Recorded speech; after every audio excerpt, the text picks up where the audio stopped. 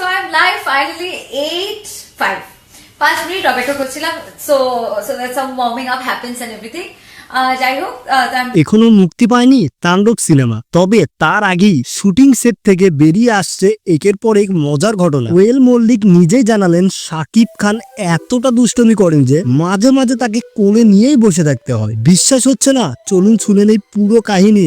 বাংলাদেশ ও ভারতের দুই জনপ্রিয় অভিনেতা ও অভিনেত্রী শাকিব খান এবং কোয়েল মল্লিক বহু প্রতীক্ষিত সিনেমা তাণ্ডবের শুটিং চলছে বর্তমানে কলকাতা এবং ঢাকার বিভিন্ন লোকেশনে। এই সিনেমা ঘিরে আগে থেকে ছিল ভক্তদের চরম উত্তেজনা, আর এখন তার সঙ্গে যোগ হয়েছে তারকাদের শুটিং সেটের কাহিনী। সম্প্রতি একটি প্রমোশনাল সাক্ষাৎকারে কোয়েল মল্লিক এক অসাধারণ অভিজ্ঞতা শেয়ার করেন। তিনি বলেন, শাকিব এতটাই মজার মানুষ যে শুটিং এর সময় একটুও চুপ করে থাকতে চায় না, সে দুষ্টামি করেই যায়। মাঝে মাঝে তাকে শান্ত করার একটাই উপায় ছিল, আমি ওকে কোলে নিয়ে বসে থাকতাম। এই বক্তব্যে হাসির ঝড় ওঠে ভক্তদের মাঝে। কোয়েলের মুখে শাকিবের প্রশংসা যেন এক নতুন মাত্রা যোগ করেছে তাদের অনস্ক্রিন কেমিস্ট্রিতে। শাকিব খান, যিনি বাংলাদেশের সবচেয়ে জনপ্রিয় নায়কদের একজন, তার স্বভাব এমনই প্রাণবন্ত ও হাসি খুশি। আর কোয়েল মল্লিক, যিনি নিজেও একজন মিষ্টি অভিনেত্রী, আর তিনি এমন একজনের সঙ্গে কাজ করতে পেরে দারুণ আনন্দিত।